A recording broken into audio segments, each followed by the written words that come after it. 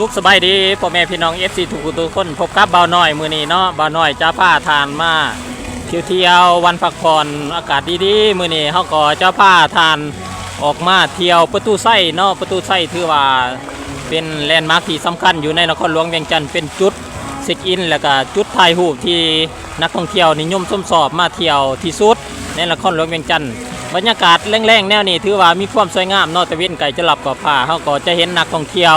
ทั้งคนลาวและคนต่างประเทศบ้านไกลเคียงเคียงก็มาถ่ายรูปเป็นจำนวนหลายเอาเป็นว่าเฮาจะบ่าวน้อยจะพาเที่ยวแล้วก็เบิ่งบรรยากาศสัมผัสความรู้สึกของนักท่องเที่ยวกันนักท่องเที่ยวเฮาก็จะเห็นหลายเนาะช่วงนี้คือว่าเขามาเที่ยวนครหลวงหลายเนาะภาพที่อยู่ทั้งด้านหลังของข้าพเจ้าที่จะแผ่นกล้องให้เบิ่งก็เป็นสวนน้ำพุเนาะคือว่าย่ำมือแรงเนี่ยนี่เพิ่นก็จะเปิดน้ำพุประจำมีเสียงระบำเพลงแบบประกอบเสียงเพลงที่ว่ามีความสวยงามหลายเนาะคือว่าเป็นภาพที่หาเบิ่งหาชมได้ยากคือว่านครหลวงเวียงจันทร์ในช่วงนี้ก็มีความคึกคืนหลายมีนักท่องเที่ยวโดยเฉพาะเขาก็จะเห็นนักท่องเที่ยวจีนนี่หลายทัดลงมาก็เป็นนักท่องเที่ยวไทยสำหรับปีที่ผ่านมาตามการสรุปของเวียกงานการท่องเที่ยวเนาะเพิ่นได้งานในหัวนักท่องเที่ยวที่ว่าติดอันดับหนึ่งก็คือนักท่องเที่ยวประเทศเพื่อนบ้านก็คือประเทศไทยเฮาเนาะประเทศไทยลาวที่ว่าเป็นประเทศเพื่อนบ้านที่มีวัฒนธรรมที่คล้ายคือกันภาษาปากเว้าก็คล้ายคือกันเนาะที่ว่าฟังกันออกสื่อสารกันออกเนาะถัดลงมาก็เป็นนักท่องเที่ยวจีนนักท่องเที่ยวโซนยุโรปต่างๆถือว่ามากหนาหลายตานักท่องเที่ยวมาจากหลายโซนหลายประเทศเนาะถือว่าประตูไส้ก็ถือว่าช่วงนี้ก็เต็มไปด้วยแต่นักท่องเที่ยวเดี๋ยวเขาจะพาเบิ่งบรรยากาศแล้วก็หลายๆจุด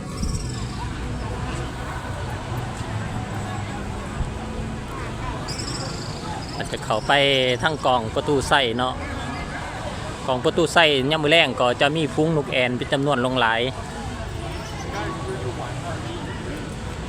พุ้งนกแอ่นเป็นจำนวนหลายเนาะถ้าว่าอยากส้มพุ้งนกแอ่นเขาก็สามารถมาได้เนาะช่วงประมาณ6 โมงครึ่งพุ้งนกแอ่นจะไล่จะบินแถวของสวนประตูไส้นี่แหละแต่ตอนนี้ก็ลั่ง6 โมงยั่งนี่แหละเขาก็จะเริ่มเห็นพุ้งนกแอ่นบินแหละเนาะ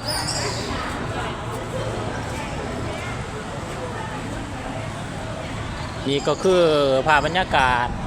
อยู่กล่องสวนประตูไส้เนาะกล่องอันประตูไส้ก็ถือว่ามีความสวยงามหลายนักท่องเที่ยวที่เห็นนี่ก็เป็นนักท่องเที่ยวจากจีนเนาะเป็นนักท่องเที่ยวปุ๊บมาจากเดินทางมาจากประเทศจีนคือว่าเพิ่นกำลังพากันเฮ็ดรูปถ่ายรูปเนาะถ่ายรูปโดยการวางโทรศัพท์ลงพื้นเพื่อให้ได้ภาพพื้นเมื่อเฮาวางโทรศัพท์ลงพื้นเฮาก็จะได้ภาพแบบนี้เนาะภาพแบบนี้เนาะเขาจะได้ภาพแบบนี้แล้วก็เห็นเฮาจังซี่นักท่องเที่ยวก็นิยมกันถ่ายแบบนี้我看那个人咋样子，让哎站着，那是多哦，看了，看了吗？来这边来。สวนประตูไส้ถือว่ายามแรงนี่ก็ได้รับความนิยมชมชอบจากนักท่องเที่ยวหลายเนาะ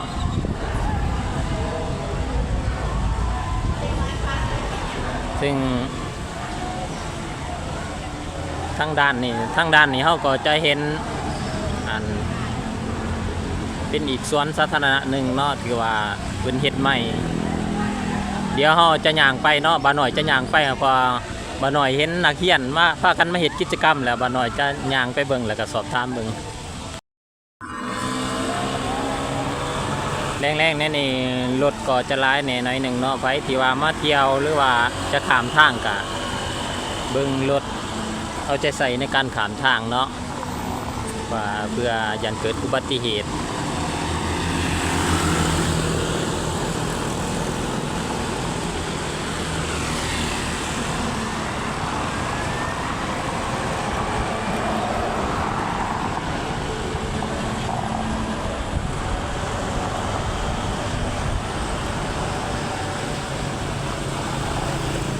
นี่เขาก็ขามทางมาแล้วเนาะขามทางมาเบื้องนี้เขาก็จะเห็นน้องน้อยนักเรียนเพิ่น พากันมาเฮ็ดกิจกรรมหยังแหละก็บ่ทันฮู้เพิ่นเนาะ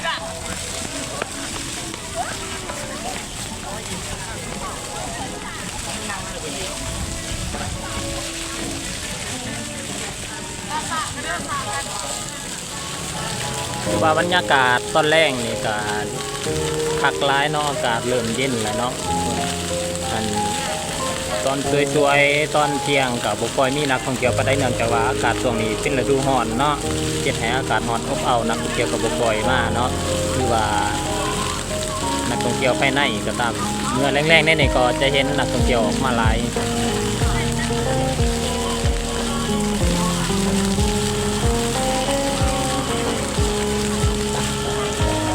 เดี๋ยวจะพาให้เบิ่งภาพบรรยากาศรวมๆนี่ก็แม่นสวนสาธารณะอีกแห่งหนึ่งเนาะชื่อว่าเพิ่นก็เฮ็ดน้ำพุใส่เนาะก็ถือว่ายามแรงๆนี่เพิ่นก็จะเปิดน้ำพุมาประสานกับเสียงเพลงก็มีความสวยงามอย่างหนึ่งเนาะคือว่าก็อยู่คนละภาคทางครับประตูไส้เนาะก็อยู่ในเขตสวนประตูไส้แหละครับอยู่คนละภาคทางเมื่อเขาข้ามมาฝั่งนี้เขาก็จะเห็นประตูไส้อีกนิดด้านหนึ่งเนาะ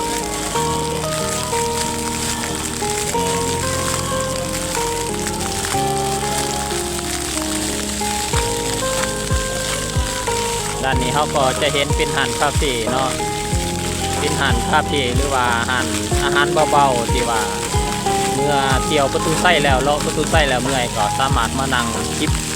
น้ำเย็นๆน้ำปั่นน้ำมังใหม่ต่างๆสำหรับโซนนี้ก็เป็นโซนสนามหญ้าเนาะแล้วก็สนามต้นไม้เนาะถือว่าเป็นอีกโซนที่ว่านักท่องเที่ยวมักมาพักผ่อนหรือว่าเพราะอากาศมันจะสดชื่นเนาะอันบ้านน้อยย่างมากพอดีก็เห็นมะม่วงสุกเนาะมันหล่นมะม่วงสุกมันหล่นบ้านน้อยก็จะได้เก็บเอาเป็นมะม่วงสุกเนาะหล่นกวานอยู่นี่มันมีต้นมะม่วงเนาะต้นมะม่วงต้นหนึ่งนี่ก็ถือว่าเป็นหล่นมากเดี๋ยวบ้านน้อยจะเลาะเบิ่งเนาะนี่ก็เป็นสวนสาธารณะเนาะสวนต้นไม้ที่ว่าอยู่ใกล้ๆประตูไส้นี่แหละประตูไส้เนี่ยก็จะเห็นประตูไส้จะอยู่ทางด้านนั้นแต่หลายก็เขามาโซนนี้ก็อากาศจะเย็นสดชื่นเนาะตัวนี้ก็น่าจะแม่นมะม่วงนี่หน่อยก็จะพาเก็บมะม่วงเนาะมีเป็นหน่วยหนึ่งเก็บอีกหน่วยหนึ่งเป็น2หน่วยแหละเป็นมะม่วงแก้วเนาะมะม่วงแก้วในสวนสาธารณะตัวนี้ก็ถือว่าซุ่มเย็นอากาศซุ่มเย็นหลายเราผู้คนก็มักมานั่งพักผ่อนเนาะมาออกกำลังกายนี่ตัวนี้เขาก็จะเห็นป้ายเนาะเห็นป่ะต้นไม้มีตภาพเล่าคูบาปลูกในครบรอบ50 ปีแห่งการสั่งใช้พัวพันกันถูกคูบาวันที่4 พฤศจิกายนก็อยู่ที่นครหลวงเวียงจันทร์คือซีเมนต์ต้นไม้ต้นนี้แหละต้นไม้ยังมีตภาพแต่เป็นต้นไม้ชนิดใดบ้าหน่อยก็บ่ฮู้เนาะว่าเรื่องต้นไม้เนาะบ้านน้อยกายเห็นต้นไม้ต้นนี้นี่ต้นไม้ต้นนี้ถือว่าเป็นใต้แล้วเนาะต้นไม้ต้นนี้พ่อแม่พี่น้องถือว่าบ่ยั่งแหละปกติต้นไม้ต้นนี้เป็นต้นไม้ใหญ่เนาะเป็นกฐินเทพที่ว่าอยู่สำนักงานสหประชาศาสตร์เนาะเป็นต้นไม้ต้นนี้ที่ว่าเพิ่นล้มลงมาหลายปีก่อนแล้วเพิ่นก็เอามาปลูกไว้บอนนี้เพื่อจะให้เพิ่นใหญ่เพิ่นยังแต่ย้อนอายุหลายปีเนาะเพิ่นก็บ่สามารถขึ้นมาได้เนาะว่าเพิ่นก็แห้งเหี่ยวไปเสื่อมสลายไปตามกาลเวลาบ่ว่าสิ่งใดก็ตามอยู่ในโลกนี้เดี๋ยวด้านนี้ก็จะเป็นสนามเล่นเนาะสนามเล่นของเด็กน้อยมีซิ่งซ่าและก็ม้าสักขะเยิ่มส่วนหลายผู้ปกครองก็จะพาลูกพาหลานมาเล่นในจุดนี้เนาะที่ว่าก็มีบอลเล่นหลายอย่างเนาะที่ว่าให้น้องๆให้ลูกๆหลานๆที่ว่าได้เล่นเดี๋ยวก็เป็นเครื่องออกกำลังกายเนาะมีสำหรับเด็กน้อยและผู้ใหญ่ เขาก็จะเห็นทางด้านหลังก็เป็นประตูไส้เนาะก็คือว่าคนละภาคทางเท่านั้นนอกจากได้มาเที่ยวเนาะมาเที่ยวได้มาสัมผัสกับอากาศที่สดชื่นอยู่สวนสาธารณะตัวนี้แห่งนี้อยู่ประตูไส้นี่ก็ถือว่าได้เห็นหลายสิ่งหลายอย่างได้ฟังเพลงม่วนๆฟังเพลงเล่าม่วนๆเนาะถือว่าคักหลายงามหลาย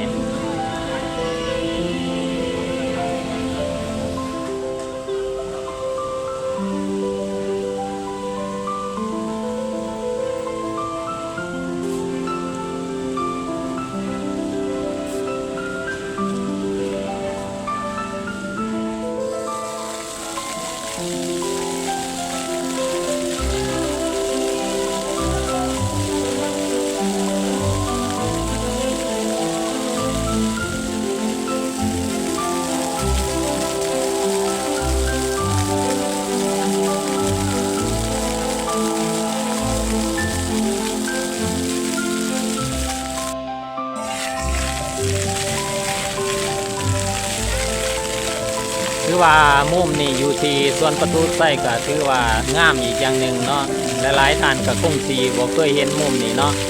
มื้อนี้ก็บ่น้อยก็เก็บเอาภาพมุมงามๆที่ส่วนประตูไส้และบรรยากาศมาให้ FC เบิ่งทั้งภายในและต่างประเทศที่ว่าอยู่ต่างประเทศก็ตามที่ว่าบ่ได้มาเที่ยวลาวบ่ได้มาลาวก็เบิ่งภาพนำบ่าวน้อยเอาบ่าวน้อยก็ชมภาพเห็นถึงว่านครหลวงเวียงจันทน์ก็ถือว่ามีหลายสิ่งหลายอย่างที่น่าเที่ยวชม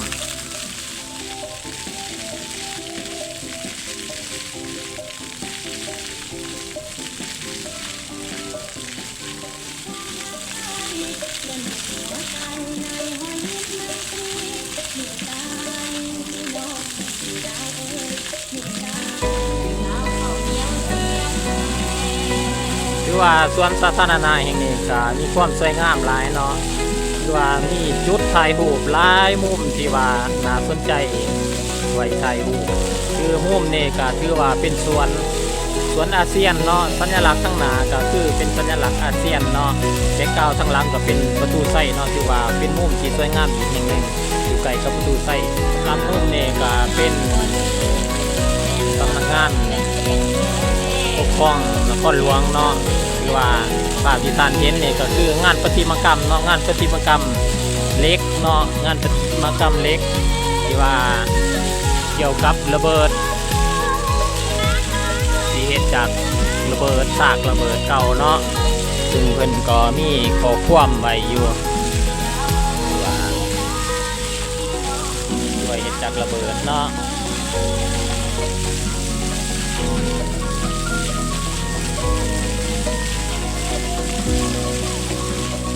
ซึ่งลวดลายที่ว่าแกะสลักลงในนี้ก็ถ่ายทอดเรื่องเล่าต่างๆที่เกิดขึ้นในลาวเนาะเพราะว่าการสูญเสีย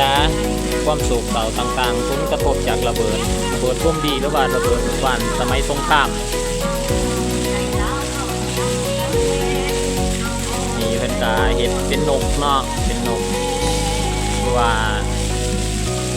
มีรายละเอียดหรือว่าข้อความต่างๆที่บ่งบอกเกี่ยวกับสนธิสัญญาเรื่องออสโลหรือว่าเกี่ยวกับถูกข้อหายจากระเบิดต่างๆเกี่ยวงานระเบิดเกี่ยวงานสงครามต่างๆเนาะว่านี่เพิ่นก็ระบุบอกเนาะกันว่าสปป.ลาวเป็นประธานกบส่วนคืนงบเดือนที่3ของลัทธิภาคีสนธิสัญญาว่าด้วยการเกิดน้ำระเบิดบ่ทันแตกเมื่อเดือนกันยายน2555เดือนกันยายน2026เนาะก็ถือว่าในช่วง1ปีนี่แหละเพราะว่าก็ยังบ่ทันเบิดว่านี่กำลังเดือนพฤษภาคม2026คือว่าผลงานที่เห็นอยู่ทางด้านหน้าก็เป็นผลงานศิลปะจากคนลาวผู้ที่ได้รับผลกระทบจากอุบัติเหตุระเบิดที่บ่ทันแตกสมัยยังน้อยได้นำเอาพวกและระเบิดวานมาสร้างเป็นผลงานศิลปะอันทรงคุณค่าและทรงพลังเพื่อใส่ด้วยการใส่ไพ่เป่าในกระแสแกะสลักเล็กเพื่อแสดงถึง ภาพเหตุการณ์ที่โหดร้ายของสงครามอินโดจีนเคียงคู่กับรูปภาพสปปลาวรูปภาพการพัฒนาความเจริญรุ่งเรืองของสปปลาวที่ว่าถ่ายทอดลงไปในระเบิดนี่เนาะ